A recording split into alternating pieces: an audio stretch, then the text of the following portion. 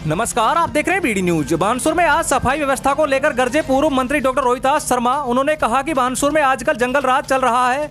बानसूर में सरकारी कॉलेज पर बात करते हुए उन्होंने कहा कि कॉलेज का पैसा मंजूर होने के बाद भी आज तक भवन नहीं बना। विधायक मंत्री की इतनी हिम्मत नहीं है कि वह जनता दरबार लगा सके। मंत्री बोलती है, मीडिया वाले प्रशंसा कर लिख देते हैं। जनता का कोई धनी दोरी नहीं है। आज राजस्थान में सरकार नहीं, भ्रष्टाचारी भ्रष्टाचार है।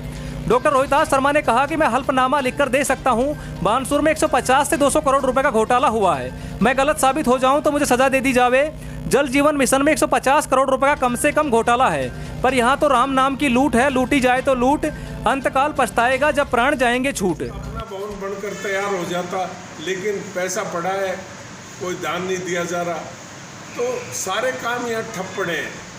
विधायक महोदय की इतनी हिम्मत नहीं है, जो मंत्री भी है, कि एक जनता दरबार तो बानसूर में लगा दे। अधिकारियों की मीटिंग ले लेती है, अधिकारियों को झूठ मूठ उनसे साठगांठ है इसकी, और उनको झूठ मूठ धमका जाती है। पत्रकार खबर छाप देते हैं, बाकी जनता को तो नुकसान ही नुकसान है ना। जनता के पक्ष में तो कोई चीज़ जा ही नहीं रही, ना कोई जनता की वकालत कर रहा। इस तरह का बुरा हाल किया हुआ है। तो ये सरकार बहुत निकम्मी है, भ्रष्ट सरकार है। और इस सरकार में बातें तो बड़ी बड़ी मुख्यमंत्री जी भी करते हैं, लेकिन कोई जांच करने को तैयार नहीं। मैं कहता हूं कि बानसूर में 150-200 करोड़ रुपए का घपला हुआ है। अगर मैं झूठ बोल रहा हूं तो सरकार मुझे नियमानुसार सजा दे। मैं एफिडेविट दे सकता हूं। मैं एफिडेविट देकर यह कह सकता हूं कि यहाँ के बिजली विभाग में बहुत भारी घोटाला है। प्रधानमंत्री जल योजना जो चलाई राजस्थान सरकार के सहयोग से, उसमें कम से कम 150 करोड़ रुपए का ये गबन हुआ है। अधिकारियों ने भी खाया है और मंत्री सरकार के लोगों ने भी खाया है। कहीं ना कहीं तो वो पैसा गया, दुरुपयोग हुआ, नियमों की पालना नहीं हुई, सड़कों का एक बरसात नहीं झेल पाई, सारी सड़कें उखड़ गई।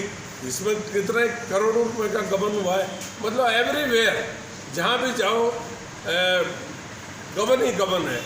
मैं एफिडेविट दे कर कह सकता हूँ, इस जिले का मजिस्ट्रेट को ये चाहिए कि यहाँ चेकिंग करे। कलेक्टर आता ही नहीं, कलेक्टर को आके देखना चाहिए, कंप्लेंट आनी चाहिए। भैरू सिंह जी शेखावत जब मुख्यमंत्री थे तो अखबार में एक अखबार में खबर भी छपती थी कि अलवर जिले में ये हो गया, तो खट कलेक्टर के पास कटिंग आ जाती थी, तो उसका जवाब लिया जाता था।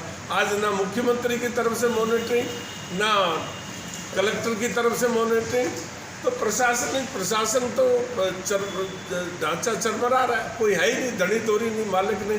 राम नाम की लूट है, लूट सके तो लूट, अंतकाल पछताओगे जब प्राण। हमेशा से 3 साल से लगातार मैं आप लोगों के समक्ष बोलता आ रहा हूँ कि बानसूर में पोपाबाई का राज है। नगर पालिका तो एक इंस्ट्रूमेंट है। नगर पालिका देखा जाए तो नगर पालिका अपने स्वरूप में है ही नहीं। या नॉमिनेटेड नगर पालिका चल रही है। नॉमिनेट नगर पालिका के सीमित अधिकार होते हैं, लेकिन इस नगर पालिका पर छाया विधायक की है। तो विधायक की छाया में ये नगर पालिका पड़ रही है। तो जब विधायक का कंसेप्ट ही डेवलपमेंट का नहीं है, तो चारों तरफ कूड़े के ढेर, गंदगी, ये तो रहेंगे ही रहेंगे। सबसे पहले इनको ये चाहिए कि शहर का कूड़ा करकट के लिए स्थान नियुक्त करके गवर्नमेंट से ज़मीन रिजर्व करनी चाहिए थी और एक्वायर करनी चाहिए थी। अब इन्होंने सारा कूड़ा, कांग्रेस गवर्नमेंट है, धार्मिक भारत के जो लोग हैं, जो धार्मिक भावनाओं को लेकर चलते हैं, उनका तो ध्यान रखते नहीं। और गिरधारदास बाबा के कूड़ा का ढेर लगा दिया, दुनिया भर का कूड़ा का ढेर लग रहा है। इनको शर्म आनी चाहिए, देवी देवताओं के स्थान पर वो कूड़ा का ढेर है। इनसे अच्छा तो यहाँ नगर पालिका की बजाय ग्राम पंचायत ही थी। हमने एक जब हमारा शासन था तो यहाँ के गढ़िया जो जोड़ है, और वहाँ पर सरपंच ने, मोतीलाल मीणा ने, इतना अच्छा एक पार्क डेवलप किया था। बैठने की सिटिंग अरेंजमेंट भी था, कुर्सियाँ भी डाली बनाई थी सीमेंट की, और पार्क भी, वो सब ढेर हो गया। कोई माइकल सुनने वाला नहीं, कोई और नहीं। अभी 3 करोड़ रुपया राज्य सरकार से नगर पालिका में आया। अब वो जाने कहाँ लगा दिया, किस जगह लगा दिया, कोई माइकल पूछने वाला नहीं। ये कानून का शासन नहीं है, यहाँ बुरी स्थिति है। कॉलेज का पैसा है।